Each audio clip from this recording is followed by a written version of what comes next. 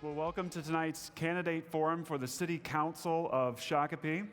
Just a few reminders before we begin the debate this evening. Again, there are no campaign signs or buttons or clothing or literature in the room this evening. And if you would remember, again, we ask you to remain as quiet as possible while our candidates are speaking. And that's so that everyone has the opportunity to hear. And also, we ask that you hold your applause until the end, and we will give our candidates a round of applause at the end. And that's to give the candidates the maximum amount of time to make their points and to have conversation with one another. Also, remember, now's a good time to silence all electronic devices. Be great for those to not go off in the middle this evening. And also, please don't be taking flash photography. These debates are being taped this evening. They will be made available online, so you'll have access to them in that way. And again, if there are problems with this, chamber members are around and might ask you to leave the debate, but of course that's not going to happen this evening, and we're just delighted that you're here for this forum this evening. Because we are already over 7 o'clock, if I could get candidates to come to the stage, and we will begin as soon as possible.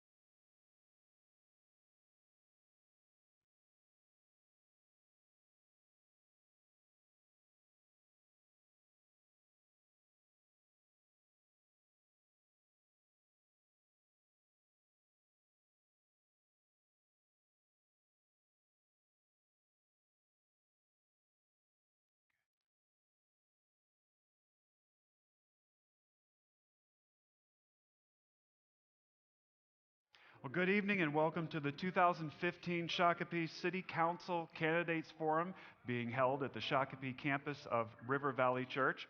Tonight's debate is being sponsored by the Shakopee Chamber and Visitors Bureau. My name is Rob O'Neill. I'm pastor of Brookwood Community Church and a member of the Chamber, and I'll be the moderator of tonight's debate. Our candidates for City Council are City Councilman Matt Lehman, Mr. Jordan Olson, and City Councilman Jay Whiting. Would you please welcome our candidates this evening?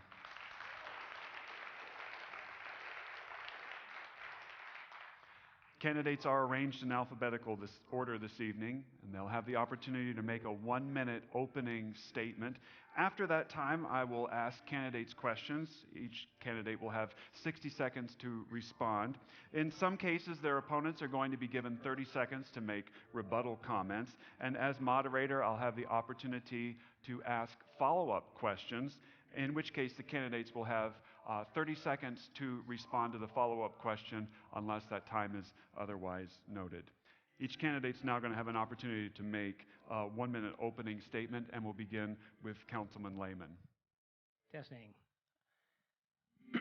First, I'd like to thank the Chamber of Commerce, River Valley Church for putting us on tonight, and I'd also like to thank Rob for doing this over the past couple of years. I'm seeking re-election to the Shakopee City Council because I'd like the citizens of Shakopee to have a voice, and I'd also like your voice to be heard. Oftentimes we have disagreements on subject matter. That's a good working part of a free democracy. It should be respectful. The more important critical piece of what we do is probably policy, procedure, and planning. Sometimes we're not doing that to the level I'd like to see us do. If you have any further questions that we don't answer tonight, I would encourage you to check out my website at reelectlayman.com. There's contact information there that you can contact me directly, and I can answer any additional questions that we don't answer for you tonight. Thank you. Mr. Olson. Greetings, everybody. My name is Jordan Olson. I am seeking election for Shakopee City Council. This is my second time running. I really think it's important that everybody gets involved. I'm really happy to see so many people in the audience tonight. I want to do the right thing for Shakopee and move Shakopee forward together. And that's a really big obstacle. And I think that I'd love to make that hurdle with everybody here. And I've been on different boards in the past. I am the former secretary of the GOP for Scott County.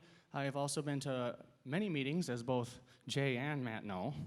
I make it my priority to know who our representatives are. I think it's really important that all of you know who it is that you're voting for.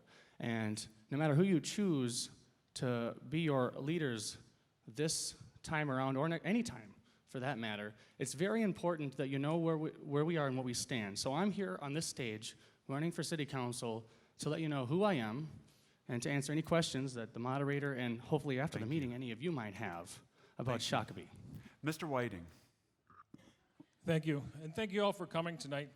My name is Jay Whiting, and for the past 4 years I've had the honor of serving you on your City Council.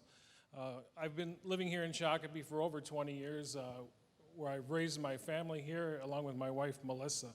We've made Shakopee our home and been very active in the community, and I've served on many boards and commissions, both for the city and for other local organizations. You know, 4 years ago I ran and I talked to people about economic development and jobs.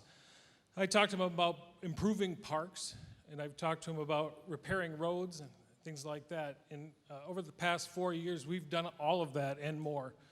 So I'm very proud of what we've done these past 4 years. I'm the guy that can make the tough decisions, and that's why I believe that I'm the best candidate for your city council member. You can learn more about me at jwhitingforcouncil.com. Thank you. Well, candidates, our first question this evening is, the current influx of lower-paying jobs has created workforce, housing, and transportation issues for our community. How would you lead the city as we address those issues? Mr. Olson, we'll begin with you.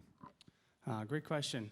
I think that a lot of these jobs coming in are more of low-paying quality. Some of them, or actually quite a bit of them, and workforce housing is something that it's important because it's usually, and to my understanding, a higher density, and being a member on SPUC, which I neglected to mention earlier, I apologize. I'm also on SPUC, and being on SPUC, I realize that the higher density we have, the bigger the building, the more infrastructure we're gonna need. So,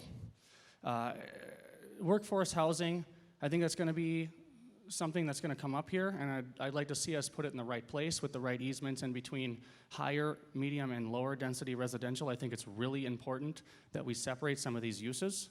And if I'm elected to City Council, I will absolutely pay critical attention to that. Easements, I'm a big fan of them. Councilman Whiting, the influx of lower-paying jobs has created workforce, housing, and transportation issues for our community. How would you lead the city as we address these issues? We do have workforce housing issues coming up, in fact, this week. And what some of people don't understand is workforce housing is different from subsidized housing, although typically they do ask for subsidies when they do them. Workforce housing has higher densities that our actual zoning codes don't even have room for.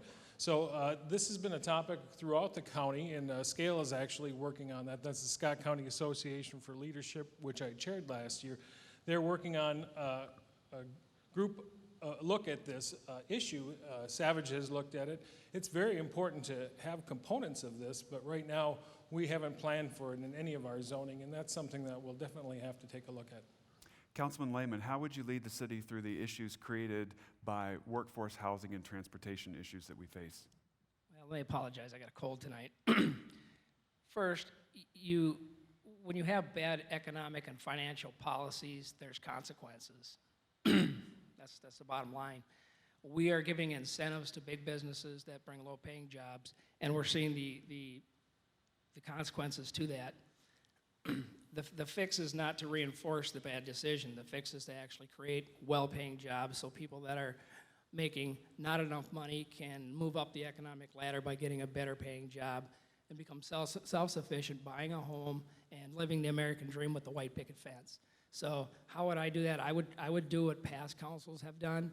I would target well-paying jobs for tax incentives, which worked very well in the past. It brings new disposable income into your economy and helps your local economy, and it doesn't create more taxpayer subsidies for the services needed to support the subsidized housing.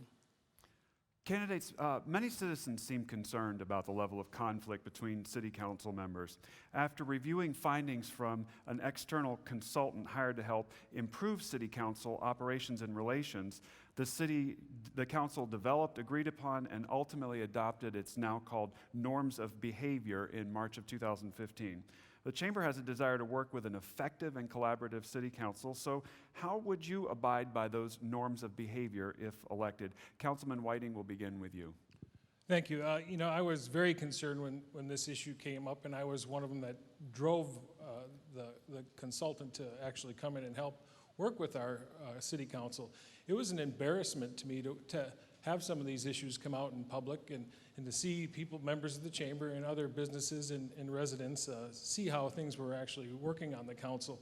To me, I took it very seriously, and the personal attacks and have no place at the city council. We have to come to decisions, and at the end of the day, abide by the 3 out of 5 votes, if that's the case, and at the end of the day, walk out and be able to talk to each other and have a normal conversation without being upset about a decision.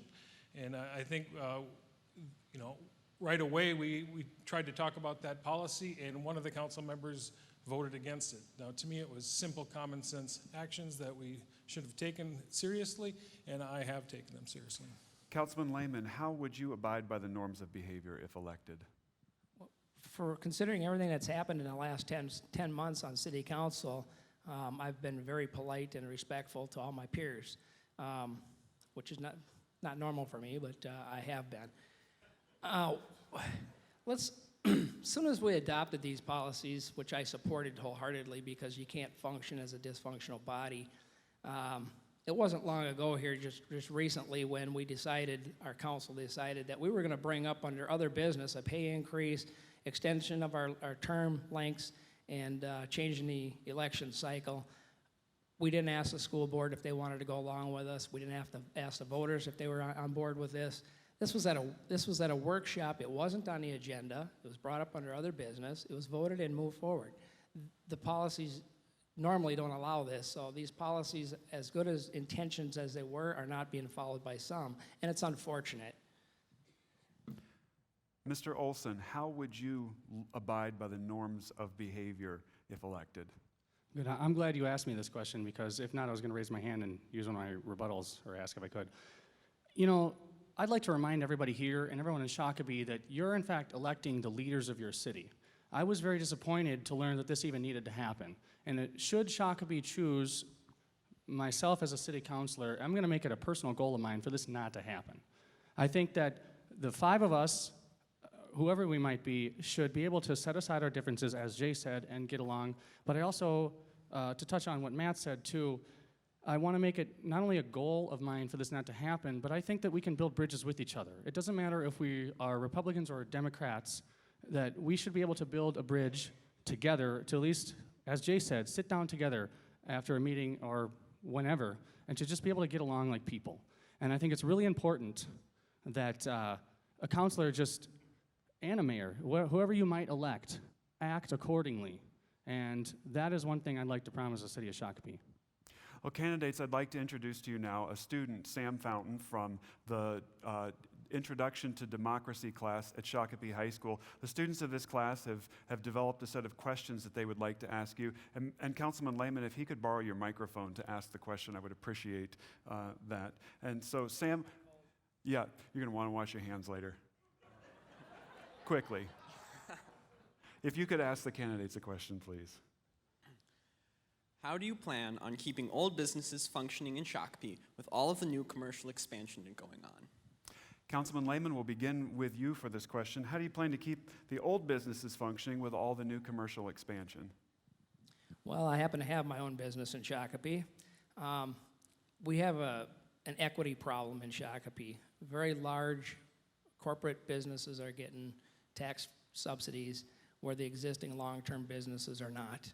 So how am I going to keep old businesses in Shakopee? The first thing I think I would do, which is firsthand experience here, not knocking any form of government, but our regulations and our fee structure, we need to make sure that when we make a change to our regulations midstream, that we include the businesses, because what happened in my own personal business was an entity of government, wasn't Shakopee, came in, the rules were changed, I didn't know about it, I'm in non-compliance, so now I have to shuffle and get into compliance, and I didn't even know I was following the rules that were laid out. So we need to make sure that we include these businesses when decisions are made so everybody's on the same page. We need to make sure our fee structures that we're charging our businesses are fair and equitable, and we need to somehow explain why we have an equity problem between businesses.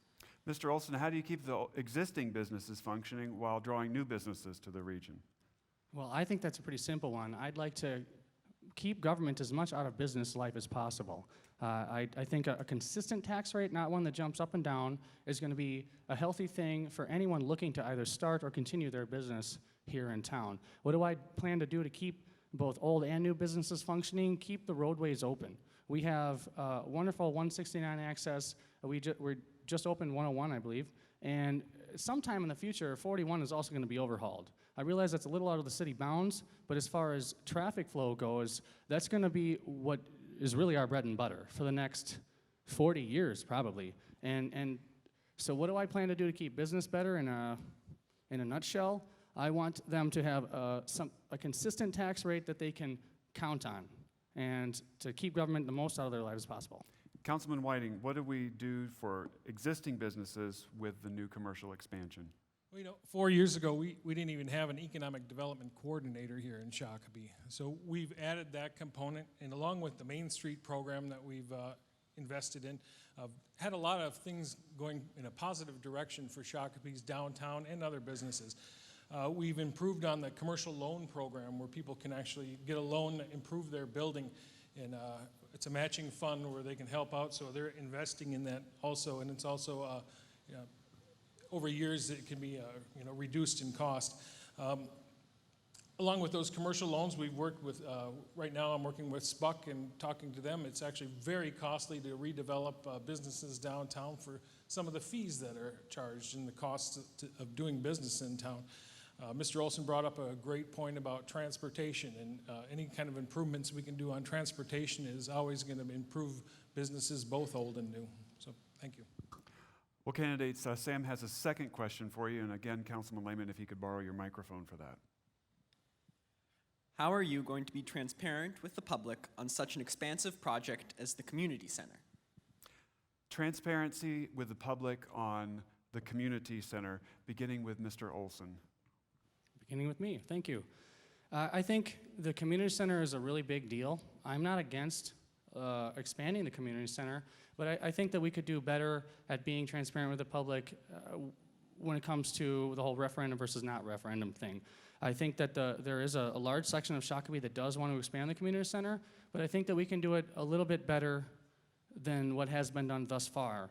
And what I would do is not oppose the expansion of the community center, but I'd like to take another look at what exactly we're doing and maybe reevaluate that a little bit. I'd like to run a referendum if it's a really high bill, which apparently it's going to be, but I think it's really important that we engage the public in every way possible.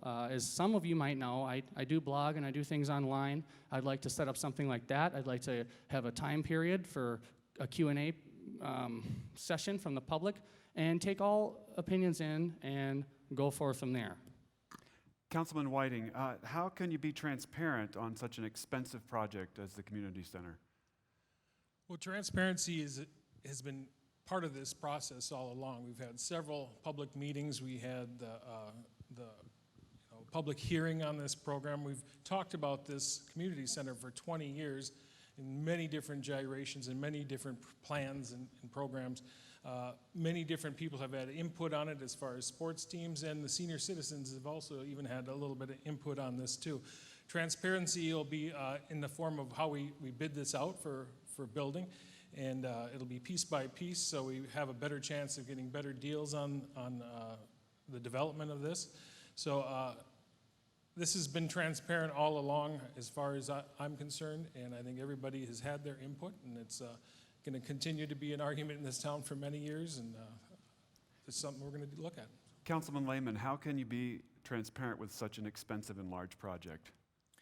Well, we started out with a used your tax dollars to hire a professional company to do a scientific survey of our community on what the needs might be and what they're willing to pay. Then we threw it out the window because it didn't say what some people wanted it to say. So how I can be transparent is pretty clear. I have been transparent. I drafted a letter in a paper for everybody to see specifically on the community center. It's unfortunate because we missed the opportunity to use that item to unite our community around something. I think the school district did it right. They put something out there before the voters. The voters said no. They redid it based on feedback from the voters. They put it back out there and it passed. Perfect example of what the city of Shakopee should have done using the information from the survey, scientific survey that we got from our citizens that you paid for. Councilman Whiting, 30 seconds to respond. My rebuttal, please. Yeah, as far as that conversation and the scientific survey, we hit most of the highest topics on that survey if you take away the ice portion of it. We know we need the ice. The hockey teams have been talking about that for years. We have no figure skating program. This is an opportunity to fill in all of those top pieces in that scientific survey that we missed. And I think the only thing off that list was hockey. Well, we're going to stay on if you care to use your rebuttal, you're welcome to, but we're going to stay on the community center for a while here. And there was a referendum in the past to build a community center, and that referendum was defeated. So the question now is, was the council's vote a chance to circumvent that earlier referendum? And what do you think about that decision? And Councilman Whiting will begin with you. And I do have 2 follow-ups. I don't believe that was in any way a form of circumventing that process. The first community center referendum had 15% of the population come out to vote on that. Ever since we've taken that community center and we've just used it as our drumbeat and our call to arms, and people have fallen on their swords over this discussion. And to me, this is something that is so needed in this community that we need to get it done. And moving that forward is important on so many different aspects, and I've talked to so many people that are in favor of it, and my big push is we need to get those folks to vote in the referendum. And as we know, it's never that high a turnout, but from talking to people out there, I am convinced that this referendum, had it gone to referendum, would have passed. So just as a follow-up, do you support the community center, and why or why not? I absolutely support it. You know, I've talked to people, like I mentioned. I've talked to athletes. I've talked to seniors. I've talked to everyday people that use the community center. I've talked to realtors. You know, realtors are the ones that are saying, hey, this is going to improve our property values. This is going to spur on that next growth of residential development. This is something that's needed in this community, so I fully support it. And assuming, since you've said yes, that the answer to the next one would be no, if reelected, would you stop the process that's in place, even if that would delay and cost the city money, and why? Well, thanks for answering my question for me, but no, I wouldn't. No, you wouldn't, would you? Okay. Councilman Lehman, the former referendum was defeated. Was the current city council's vote an opportunity to circumvent the referendum process? And what do you think about that decision? I think you'd have to ask the 3 that supported it. I don't think they're apples to apples comparison. One of the referendums that I personally worked on with Gretchen Tice, we co-chaired it. I think the dollar amount was $6.8 million, lost by 200 or less votes. This is $50 million. It's not even a comparison. So I don't know if that's a fair question of circumventing something that's not comparable. What's the? Oh, well, my follow-up then would be, do you support the community center? And why or why not? You know, the problem that I have is we're supposed to be a representative form of government, and that requires the majority of the people that we serve to weigh in on this. we have three people deciding for $40,000, $50 million over 20 years. To me, this is not acceptable. Do I support the community center? If it's going to be built, I'm going to do everything in my power to make the operations as economical and efficient as possible. What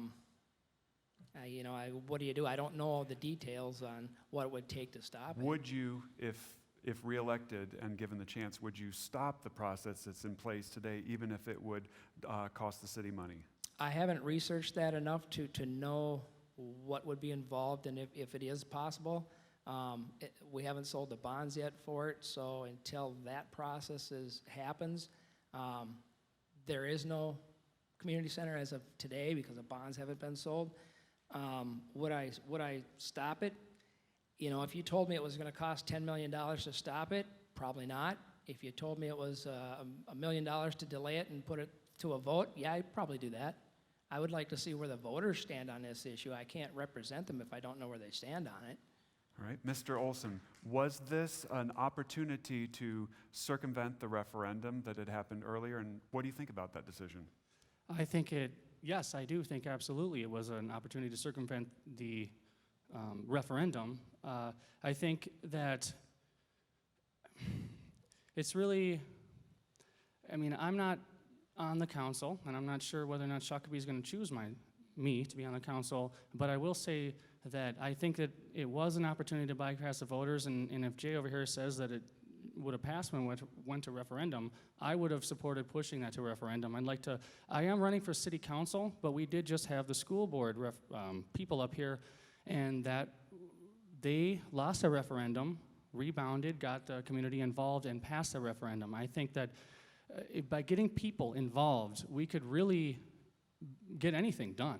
I just think that the process needs to be involving all the community. I think it was, and to answer your next question, would I stop the process? If I'm elected, I wouldn't stop the whole process. What I would do is slow down and take a look at this. If it's gonna, I want to know the cost of a referendum to have, and whether or not that referendum is actually going to save or cost us money. So maybe if we had a referendum, it might fail, and then we come back with a better plan that's a little bit cheaper that the people can accept. I would go the public route, keep it to referendum, but try to involve the community as much as possible, just like the school. Well, you answered one of my two follow-ups, but the other of the two follow-ups is, do you support the proposed community center project?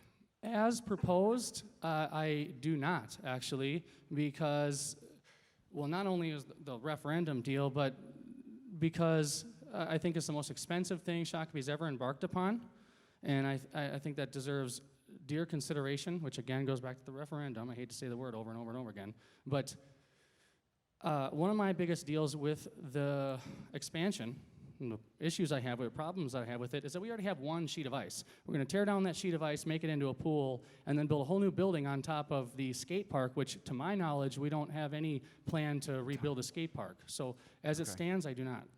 Well, we're going to use the word referendum again, and I apologize. But there has been discussion about big projects and referendums, and this is still a follow-up about the community center, but you get 60 seconds for this follow-up. When should we use a referendum on funding projects, and when should we trust our elected officials to make that decision? Councilman Whiting, since this is still the same question, we'll again begin with you.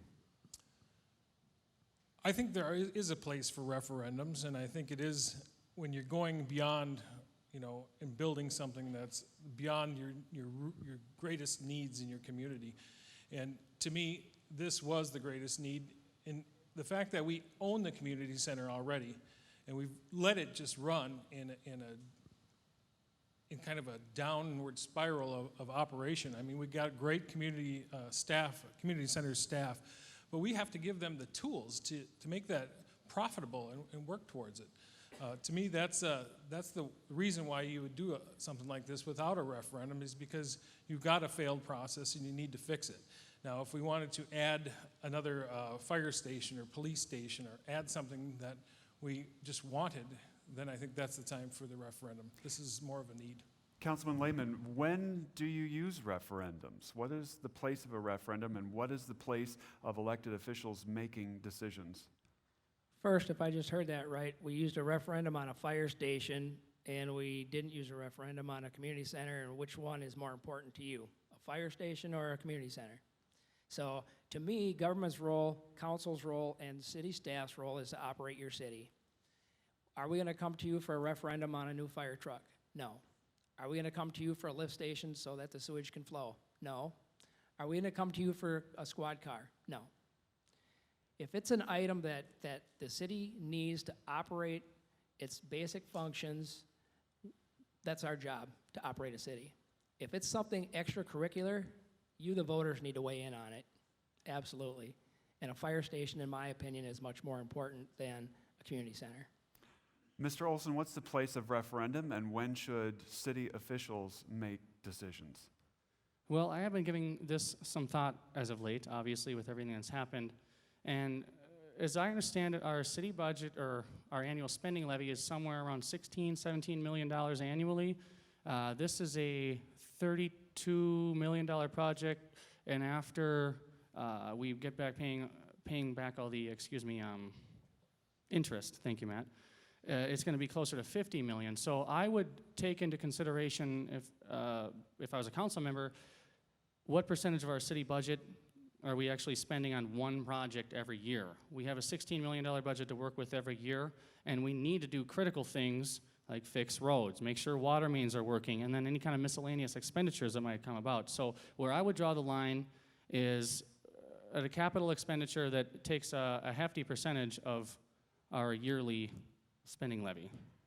Well, staying somewhat on the topic of construction, do you believe that spending several $1 million on a new city hall is a necessary expense given the increasing trends toward electronic transactions and communications? Why or why not? And Councilman Lehman, will begin with you. Let me do a little bit of quick history for you. In the past, councils, we've built a police station, a library, and a public works building without a tax increase. Actually, we kept the tax rate steady at 31 for a period of about 8 to 9 years. At the same time, we saved up money to build these things. We are currently saving up money to build a city hall, and why do we need that? A city hall is not just your overinflated administration that's overpaid and doesn't do anything. Sorry, Mr. Reynolds. But it's for your IT department, it's for your payroll department, it's for your benefits department, it's for your planning department. It houses a whole bunch of things in it that are not able to be just electronic. You actually need people to work them electronics to make these things function. So if we could build a city hall without a tax increase, we're out of space at the one we have. The city can't function efficiently. We'll save money from the efficiency side. To follow up, do you support moving City Hall from downtown? Absolutely, I've supported it since 2002. Mr. Olson, do you believe several $1 million spent on City Hall, given the information technology climate, is a good investment of money? Why or why not? Well, given the technology we have, we're all instantly in communication with each other all the time. I don't think it's absolutely imperative that we build a new city hall right now, but I think in the long run it's going to benefit Shakopee. Our city hall is, on one hand, let me just put it this way. On one hand, we have our city hall located right downtown. We got all these programs trying to save downtown, and then the city hall wants to move. I know that that's been in the plans for a long time now. I don't think it's an absolutely necessary thing, but given enough time and tucking away enough money, absolutely. If we move it over to, I believe, Gorman Street is where the plan is now, that it would be adjacent to the police station, the city public works building, city engineering building, and I think that will benefit us over time, but I don't think it's something that needs to be done right away, especially given that we're, I'm sure some of us are on Facebook right now. Just to clarify, do you support moving City Hall out of downtown? In the long run, yes. Councilman Whiting, do you believe spending several $1 million on a new City Hall is warranted given the information technology climate? You mentioned it, technology, and that's a big reason why we need to move City Hall is we just don't have the technology in the space we need. We don't have the security. We don't have the space. This is another issue we've been talking about for probably nearly 20 years. And we have the space for it right there set aside. We have most of the money, I would say, for building that project. To me, it's when you go to City Hall, if you were trying to entertain a big business like, let's say, a Shutterfly or an Amazon, and you brought them up to our Shakopee City Hall, they'd see a bank. It's an old bank. And it's not what our city should be showing off as itself. And I'm not looking for any ivory tower here. I'm just looking for an efficient, safe building that moves Shakopee in the right direction. And to clarify, do you support moving City Hall from downtown? You know, on a 3-2 vote, where I voted with Mr. Lehman and Mr. Luce, we voted to move City Hall, yes. Mr. Olson, 30 seconds for rebuttal. Yes, thank you. I would like to clarify that although I would eventually move the City Hall, I think it's important that we do support downtown and find a good use for that building afterwards. I believe it was actually Matt's thought that we actually have the chamber move in there after the City Hall if it moves, because I think that's a great idea, because you got your Chamber of Commerce right there downtown. You're making a good use out of that building, and you're continuing to support business, including small business, right downtown. So that's my rebuttal. Councilman Lehman, 30 seconds. When we go back to 2002, when we adopted the one campus model on Gorman Street, that's a testament to long-term planning done by past councils. At the time when we built the police department building, we actually bought the land next to it for this purpose into the future. Does that mean we're going to build it next week? Probably not. Is it going to be something that's going to be done right away? I don't think so. But back to the downtown issue. If the City Hall is the only thing propping up our downtown, we need to take a hard look at what it is that downtown needs, because it's not your responsibility to prop up these businesses. We need to find out how we make them successful without City Hall being there. City Council recently approved moving to even-year elections. What impact do you think this decision is going to have on our city's elections? Mr. Olson, we'll begin with you. Well, I'm actually not quite sure what impact this will have on our elections. In the past, we've kept it on odd years because, well, you have your presidential and your other big elections on even years, so it kind of seemed to make sense to keep local elections local on odd years. I think on one hand, you'll bring out a lot more voters. On the other hand, I think you're going to bring out different voters, so you're probably going to see a different landscape of not only candidates, but people that are actually winning. So I think that it will bring our city in a different direction. I also think that if we move to even year elections, you're also going to have a lot of issues drowned out by the gubernatorial or presidential campaigns. That's one of the reasons I like the odd years, but I'd also like to point out, while I am still talking, that whenever we move the elections to, it's actually, as I understand it, going to be approved by the next council, whoever votes, because they needed to have the paperwork filed by, I think, January or something of this year, before the decision was made, basically. So I think it's going to affect Shakopee quite a bit. Councilman Whiting, what impact do you think the decision to move to even-year elections is going to have? Well, I think it'll definitely bring out more voter turnout. And to me, anytime you're trying to hone down the voters, you're actually doing voter suppression. And my whole push is for getting more people out to vote, more people involved. And my hope is that during those state and federal elections, that more people are looking at the candidates and they're coming down with their paperwork. It's also cheaper for us to run an election as a city while the other elections are going on. Councilman Lehman, what impact do you think that even-year elections will have? First, let's talk about policy, process, and procedure. We bypassed the school board, didn't ask them if they wanted to go along with us or not. So we could be moving to the national cycle, and the school board will still be on the odd election cycle. So we talk about collaborative efforts, and we just totally bypassed them, didn't even talk to them. Bad idea there. Whether the election cycle, what day it's on, I suspect nationally would get more voters. So I really don't have a concern with that. I'm more concerned with the process we used. I hear Mr. Whiting talk about we don't want to suppress the voters. It's ironic. There was 2 people in the audience the night that they adopted this that wanted to speak, and they were told, no, you can't speak to this item. So that night, the voters were suppressed and never did get an opportunity to speak to it. So national, odd, doesn't really matter to me. What matters to me is that you folks get an opportunity to weigh in on these things.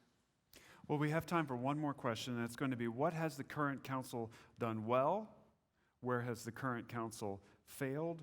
And what ideas do you have to recover from the failures that you note? Mr. Olson, will begin with you. Okay, so what has the current council done well? I think that our mayor in particular has reached out to people online. I have also done that. I think that's an excellent idea. I think that, he's very engaging with people, and I think people really appreciate that. I'd like to see more of that in the future. Where maybe they not done so well? Well, I think a great example is bringing in a counselor to counsel our counselors. Like I said before, and will make it my goal to have that not happen. I'd like to see us get along a little bit better. I know we all have our differences, but both these men with me on stage, I've had many conversations with them, and at the end of the day, I think we can get a lot farther by, like I said earlier, building bridges. And I'd like to see us engage the public a little bit more in new avenues that will actually gain people's interest. And I'd like to improve council relations. That's a good and a bad. So. Councilman Whiting, what has the current council done well, where has it failed, and what ideas would you have for addressing those failures? Well, we've done a lot of things well. We've paid down debt. We've brought jobs to town and improved the communications with our business community. We've improved the communications in the city, and Mr. Olson talked a little bit about that and our presence on social media, and actually won awards through our police station on our social media campaigns. We've improved your insurance ratings by having better response times with our fire department, with our full-time fire. Your insurance ratings are actually going down, and you're saving money. We've improved parks. We've talked about a dog park for many years, and we got that dog park done. We finally got Quarry Lake Park moving forward. As far as things that we could do better, I think the council dynamics could work better as a team, coming across to our general public as professional and as a team group. I think that's an issue that I would like to work on, along with planning and transportation issues is something that I think we need to work on in the future. Councilman Lehman, what has gone well, what has failed, and what ideas do you have to address those failures? The debt that we bought down was bought down by you in the form of higher taxes. We've done a good job on infrastructure and roads, website, social media, communication type things, top-notch staff training, which is always good. Where do we need to look? I don't know if you could say that they're very well at firing employees or if that would be a bad thing. I would say that firing Mark McNeil against 3 decades of past city administrator, against 3 decades of past leaders, was probably a bad thing.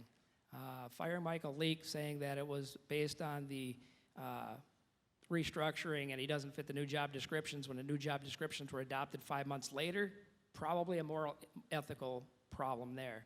And the list goes on and on. I told you about the voting that night to change the election cycle and not talking to anybody and denying the citizens the opportunity to vote on, to discuss it.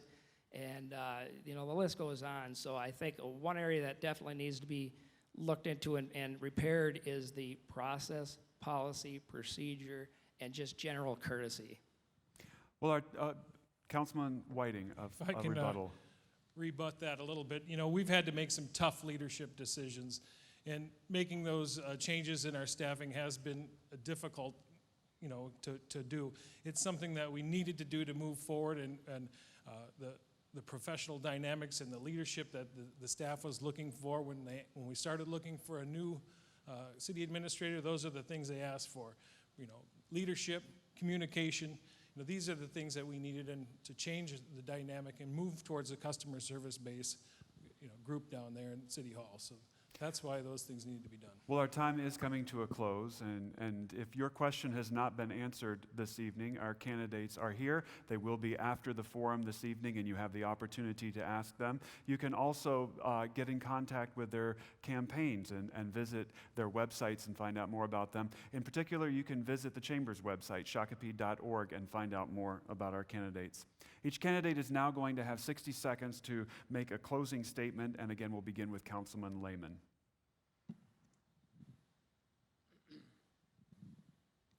Tonight I'm darn cold. Tonight I'm asking for your permission to continue serving as your city council member. I believe I've gathered the experience over multiple mayors, multiple councils. I've got a track record, consistent track record on fiscal responsibility, citizen focus, honesty and transparency. I believe that the experience that I have with looking forward, using proper planning, following policies, procedures, and stuff, I think it's critical that we plan. Currently, we don't have a planner. We don't have a finance director. So we're going to have to fill these positions. We're going to have to step back. We're going to have to put plans in place, short-term, 5-year, 10-year, 15-year, and try to rebuild some of the things we've lost, moving our city forward. Moving forward from crisis to crisis is called management. Leadership, when you're planning things out long-term, is what I call leadership. So that's what I would like to do, and I would encourage you to vote Matt Lehman. Mr. Olson. Again, thank you, everybody. Thank you, Chamber. And this River Valley Church? Excuse me. Yes, I'm sorry. Thank you for putting this on, everybody. I appreciate you actually taking the time to research your candidates and listen to all of us, not just myself. But once again, I'm Jordan Olson for Shakopee. I'm running because I love Shakopee and I want us to move forward in the right and responsible direction. Should you choose to vote for me this election, and I will work on, one, getting a water tower on the west end of town, because until we have some sort of infrastructure out there, there's really not going to be any development. It's literally pipe dreams. Two, I'd like to work on relations with councilmen, whether or not Matt and I win or Jay and I win, or, you know, we're all going to win in the end. I'd like to work on that. And I'd like to see us go from 5 to 7 council members. I think that we've gone from, in my lifetime, a city of around 10, 12,000 to almost 40,000 people now. I think it's time that our representation grow along with that. So, once again, if you choose to vote for me, I will do the best job I can. Councilman Whiting. Thank you. I'd like to thank the Chamber and River Valley Church. I'd also like to thank you, Pastor Rob O'Neill, for moderating tonight. I'd also like to thank my fellow candidates up here. It's a tough job standing in front of you guys, and I'd like to thank you, the audience.